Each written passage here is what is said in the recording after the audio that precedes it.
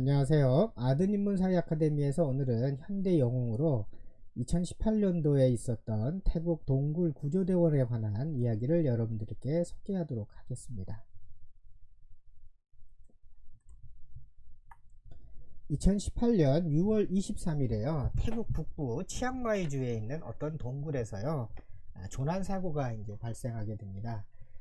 비가 엄청나게 내려서요. 그래서 이 11세에서 17세 12명의 그 유소년 축구단 어린 학생들이 또 그리고 이제 24세의 코치가 같이 있었는데요. 이렇게 모두 13명의 사람이요.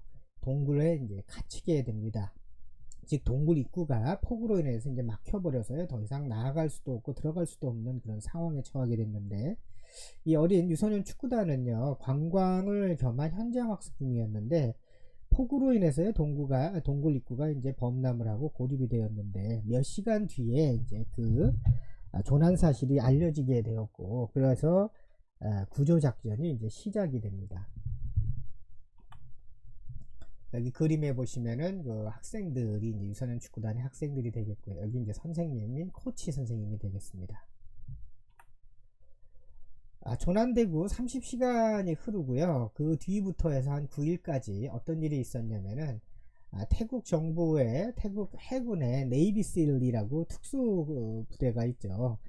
특수부대에서 이제 그 구조작전을 감행하게 됩니다. 이 구조작전이라는 게 뭐 단순히 사람을 구조하는 작전으로 보기 어려운 게요. 이 동굴 입구가 다 물로 이제 잠겨 있는 상황이거든요. 그래서 물은 계속 차오르고 깜깜해가지고 빛도 없는 상태죠. 칠흑 같은 어둠 속에서 그 동굴에 그 굽이굽이 들어가 있는 이 동굴의 터널들을 그 물속을 헤치면서 다이빙해서 구조해야 되는 거죠. 그러므로 이제 시야 확보는 거의 불가능한 상태였고, 뭐 단지 한 몇 인치 정도 밖에는 되지 않았다 그럽니다. 뭐 1m도 안 되는 아주 짧은 시야 밖에는 없었고, 또 미로처럼 얽혀 있는 동굴의 복잡한 구조, 또 한편으로는 이 폭우로 인해서요 계속해서 물이 지속적으로 동굴 속으로 유입되고 있어서 그 동굴의 그 입구를 따라서 이 어린 학생들이 있는 곳을 생사 여부를 확인하는 것조차도 이제 거의 어려운 상황이었습니다. 따라서 30시간부터 시작돼서 9일까지 이 조난 작업은 실제로 이제 실패를 하게 됩니다. 이런 사실이 이제 점점 세계의 언론을 통해서 알려지게 되면서요. 다국적, 그러니까 7개 나라 이상의 100명 이상의 사람들이 이제 모이게 됩니다. 이분들은 주로 이제 동굴 탐험대하고 또 다이버들, 그러니까 수중으로 이제 이 수중 구조대원들이죠. 이분들 위주로 해서 한 1000명 이상이 태국에 모이게 되고, 이분들이 자원봉사 겸 또 구조와 수색을 겸하는 여러 가지 활동들을 이제 감행하게 됩니다. 이분들이 이제 이 구조대원들이 되겠고요. 이렇게 산소통을 메고 구조하기 위한 그런 사진이 되겠습니다. 조난 9일차 생사 여부도 아직 확인이 되지 않은 상황이었는데, 수색하고 또 구조할 수 있는 일종의 팀이 아주 정밀하게 구성이 됩니다. 그래서 대부분 이 팀에는 영국 잠수부하고 미 공군의 특수작전팀, 또 그 외에 전문 다이버하고 케이버, 동굴 탐험대, 뭐 탐사대원, 이런 분들이 이제 참여를 해서 수백 명이 구조대가 결성이 되는데, 그리고는 이제 동굴로 이제 잠수해서 들어가게 됩니다. 영국 출신의 잠수부 2명이요. 이 물길을 뚫고요. 잠수하고 또 헤엄치면서 나아가서 조난자들이 있는 곳으로 이제 다가가서 다행스럽게도 생사를 확인하게 되고 또 위치도 확인하게 됩니다.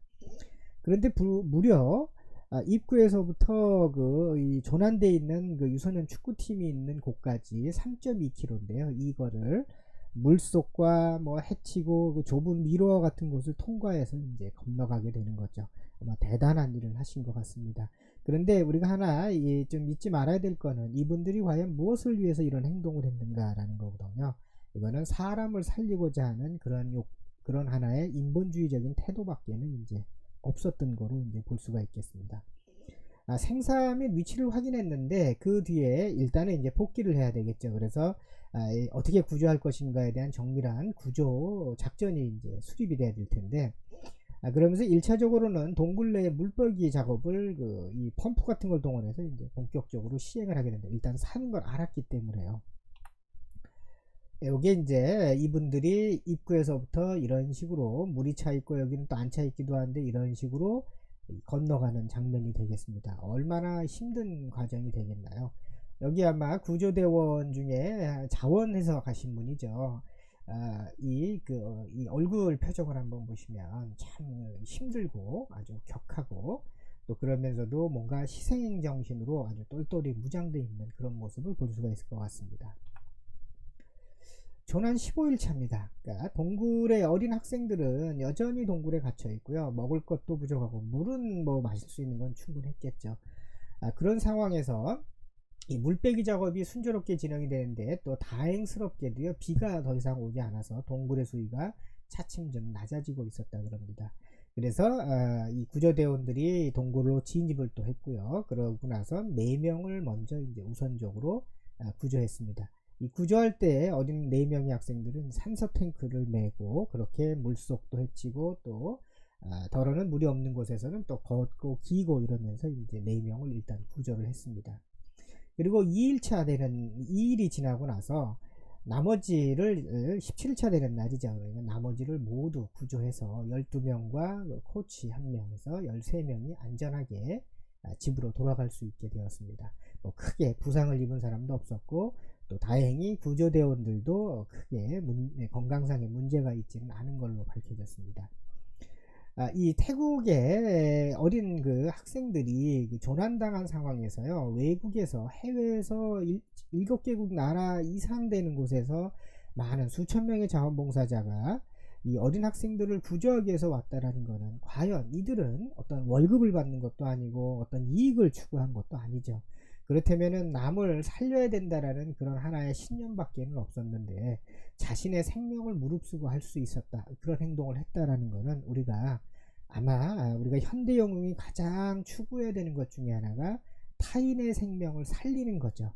고전 영웅은 타인의 생명을 어떻게 보면 뺏는 것이 많았다면, 현대 영웅은 타인의 생명을 살리는데 더 많은 초점을 둔다 그러면, 이분들은 아마도 누구라고 특정해서 한 명 한 명 이름을 호명할 수는 없지만, 이분들 전체 다가 우리가 현대 영웅의 전형으로 우리가 볼 수 있는 그런 분들이 될 것 같습니다. 우리가 이런 분들은 항상 머릿속에 기억하고, 또 우리도 이런 상황이 되면 늘 남을 도울 수 있는 그런 영웅적 행동을 할 수 있도록 하는 그런 준비를 꾸준히 해야 될 것 같습니다. 자, 이거는 1년 뒤에요. 이 BBC 뉴스에서 방영된 사항인데, 유튜브에 있는 내용을 한번 여러분들하고 한번 같이 잠깐 보도록 하겠습니다. 1년 뒤의 상황입니다. 이 어린 학생들이 일종의 기념식과 같은 이제 안전귀가에 대해서 여러 사회각지에서 예식을 행하는 것 같습니다. 여기는 이제 사진이죠. 이렇게 이게 동굴의 첫 생사를 확인하는 장면이 되겠습니다. How many, 뭐 몇 명이나 있었느냐라고 이제 물어보고 있고요.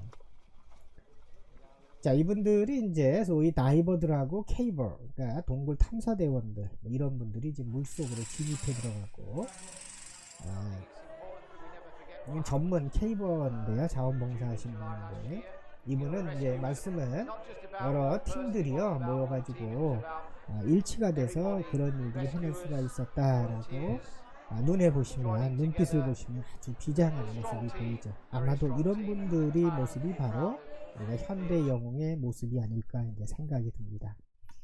자, 오늘은 태국의 동굴 탐사대원, 동굴 구조대원들, 이 조난당한 어린 학생을 구조한 그러한 현대 영웅에 대해서 한번 살펴보는 시간을 가졌습니다.